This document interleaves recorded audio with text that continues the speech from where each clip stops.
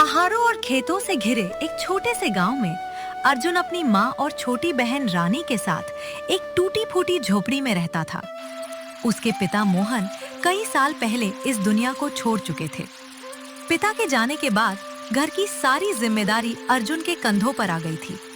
सुबह सुबह अर्जुन अपनी माँ और बहन के साथ घर के बाहर बैठा था। बारिश की वजह से झोपड़ी की छत से पानी टपक रहा था और घर की हालत दिन ब दिन खराब होती जा रही थी।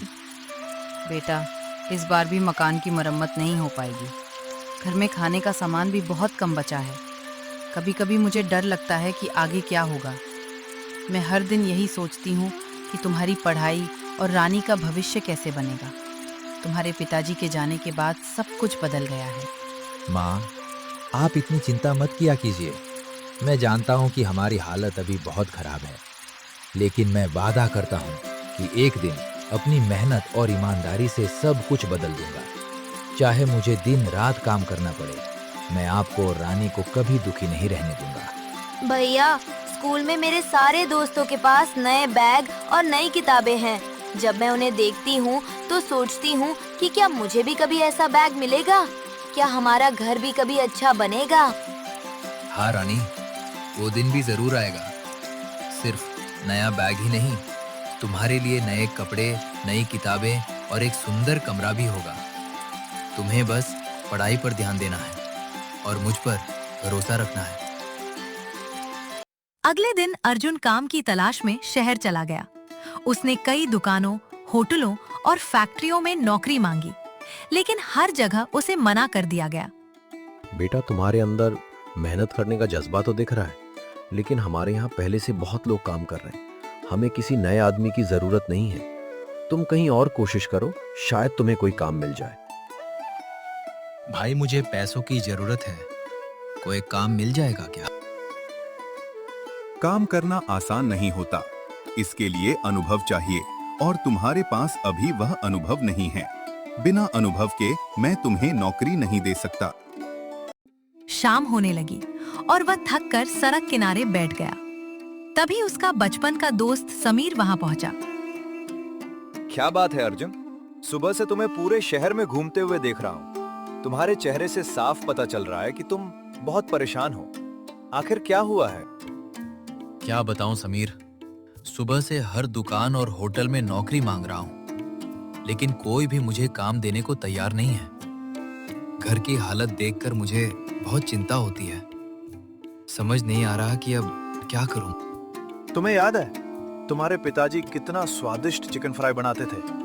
पूरा गांव उनके हाथ के खाने की तारीफ करता था। मुझे लगता है कि तुम्हें वही काम शुरू करना चाहिए। तुम ठीक कह रहे हो, लेकिन अपना ठेला लगाने के लिए पैसे कहां से आएंगे? हमारे पास तो घर चलाने के लिए भी मुश्किल से पैसे बचते हैं। दोस्त, अगर इंसान के इरादे मजबूत हों तो रास्ते अपने आप बन जाते हैं। मैं भी तुम्हारी मदद करूंगा और हम मिलकर कुछ बड़ा करेंगे। उस रात अर्जुन पुराने सामान को देख रहा था। तभी उसे अपने पिता की एक पुरानी डायरी मिली। उस डायरी में एक खास मसाले की रेसिपी लिखी हुई थी, जिसे उसके पिता बड़े प्यार से बनाया करते थे। ये तो पिताजी की लिखावट है। उन्होंने इस मसाले की हर छोटी बड़ी बात इसमें लिख रखी है। ऐसा लग रहा है जैसे आज भी वो हमारे साथ है और मुझे रास्ता दिखा रहे हैं। तुम्हारे पिताजी हमेशा कहा करते थे कि एक दिन वो अपना बड़ा रेस्टोरेंट खोलेंगे, जहां दूर दूर से लोग खाना खाने आएंगे। लेकिन बीमारी ने उनका सपना अधूरा छोड़ दिया। माँ, अब ये सपना अधूरा नहीं रहेगा। मैं पिताजी की इस रेसिपी को पूरे शहर में मशहूर करूंगा और एक दिन उनका सपना जरूर पूरा करूंगा। माँ ने अपनी थोड़ी सी बचत अर्जुन को दे दी और समीर ने भी कुछ पैसे उधार दिए। दोनों दोस्तों ने मिलकर एक पुराना ठेला खरीदा, उसे साफ किया और उस पर बड़े अक्षरों में लिखा, अर्जुन चिकन फ्राई सेंटर। पहले दिन अर्जुन सुबह से रात तक ग्राहकों का इंतजार करता रहा, लेकिन बहुत कम लोग उसके ठेले पर आए। समीर, मुझे डर लग रहा है कि कहीं मैंने बहुत बड़ी गलती तो नहीं कर दी। हमने अपनी सारी बचत इस ठेले में लगा दी है और पूरे दिन में सिर्फ 2 ग्राहक आए हैं। अर्जुन, किसी भी बड़े काम की शुरुआत हमेशा छोटी होती है। अगर तुम पहले ही दिन हार मान लोगे तो आगे कैसे बढ़ोगे? मेहनत करते रहो, एक दिन यही ठेला तुम्हारी पहचान बनेगा। एक दिन शहर के एक बड़े व्यापारी की गाड़ी अर्जुन के ठेले के सामने खराब हो गई। व्यापारी अपने परिवार के साथ दूसरे शहर जा रहा था। सब लोग बहुत भूखे थे। उन्होंने सड़क किनारे लगे अर्जुन के छोटे से ठेले को देखा और वहीं रुक गए। बेटा, हमारी गाड़ी अचानक खराब हो गई है और हम लोग सुबह से भूखे हैं। क्या तुम जल्दी से 5 प्लेट चिकन फ्राई बना सकते हो? अगर खाना अच्छा हुआ तो हम दोबारा भी आएंगे। जी साहब, आप लोग आराम से बैठ जाइए।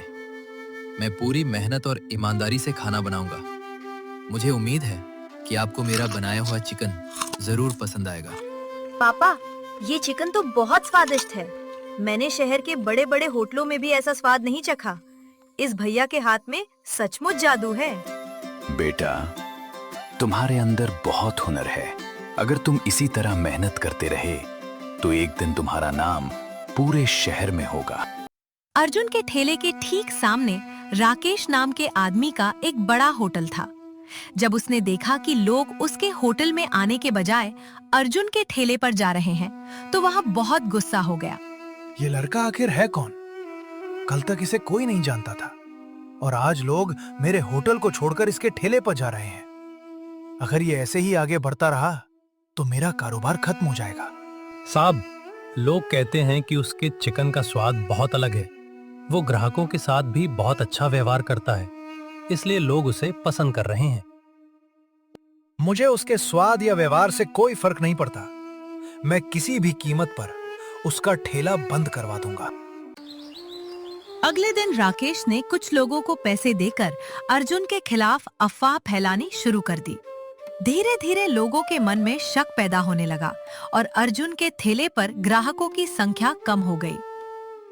मैंने सुना है कि अर्जुन बहुत खराब तेल में चिकन बनाता है।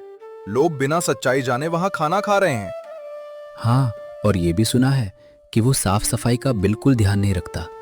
हमें उसके ठेले पर नहीं जाना चाहिए। बेटा, आज तुम बहुत उदास लग रहे हो। क्या बात है? क्या ठेले पर कुछ हुआ है? माँ, पता नहीं कौन मेरे खिलाफ झूठी बातें फैला रहा है। लोग अब मुझ पर भरोसा नहीं कर रहे। मुझे समझ नहीं आ रहा कि मैंने किसका क्या बिगाड़ा है। बेटा, याद रखो कि झूठ कुछ समय के लिए जीत सकता है, लेकिन सच्चाई को हमेशा के लिए कोई नहीं हरा सकता। एक रात जब अर्जुन अपना ठेला बंद करने ही वाला था, तभी उसके पास फटे पुराने कपड़ों में एक बूढ़ा आदमी आया। वो बहुत भूखा और थका हुआ लग रहा था। बेटा, मैं सुबह से भूखा हूँ। मेरे पास खाने के लिए पैसे भी नहीं हैं। क्या तुम मुझे थोड़ा खाना दे सकते हो? बाबा, पैसे की चिंता मत कीजिए। इंसानियत सबसे बड़ी चीज होती है। अब बैठ जाइए, मैं अभी आपके लिए गरम गरम खाना लेकर आता हूँ। आजकल के समय में बहुत कम लोग बिना किसी स्वार्थ के किसी की मदद करते हैं। तुम्हारे अंदर बहुत अच्छाई है।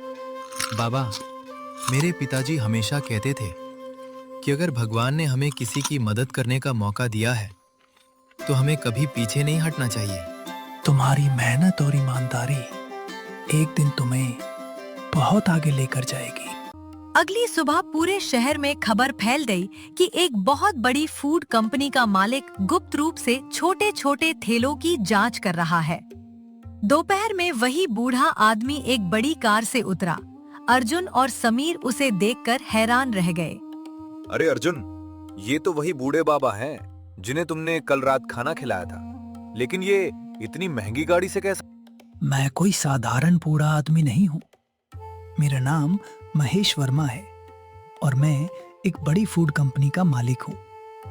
मैं ऐसे लोगों की तलाश कर रहा था जो मेहनती होने के साथ साथ ईमानदार भी हों। मुझे तो यकीन ही नहीं हो रहा कि आप इतने बड़े आदमी हैं।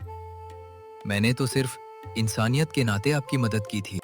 इसीलिए तुम बाकी लोगों से अलग हो। तुम्हारे अंदर मेहनत, ईमानदारी और दूसरों के लिए सम्मान है। लेकिन उसी रात किसी ने अर्जुन के ठेले में आग लगा दी। सुबह जब अर्जुन वहां पहुंचा तो उसका ठेला पूरी तरह जल चुका था। यह देखकर उसकी आंखों में आंसू आ गए। भैया, हमारा ठेला जल गया। अब हम क्या करेंगे?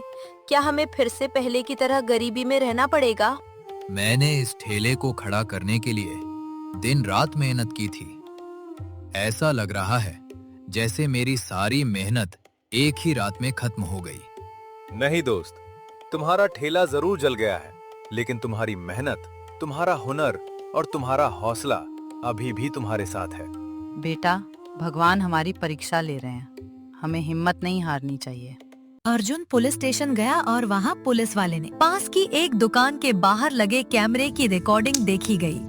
वीडियो में साफ दिखाई दिया कि राकेश के आदमी ने रात में अर्जुन के ठेले में आग लगाई थी। पुलिस ने तुरंत राकेश को गिरफ्तार कर लिया। राकेश, तुम्हारे खिलाफ सारे सबूत मिल चुके हैं। तुमने जलन और लालच में आकर एक मेहनती लड़की का नुकसान पहुंचाने की कोशिश की है। मुझसे बहुत बड़ी गलती हो गई। मैं अर्जुन की सफलता देखकर जलने लगा था और मुझे लगा कि उसका ठेला बंद हो जाएगा तो मेरा होटल फिर से चलने लगेगा। राकेश जी, किसी दूसरे इंसान की मेहनत को नुकसान पहुंचाकर कोई कभी आगे नहीं बढ़ सकता।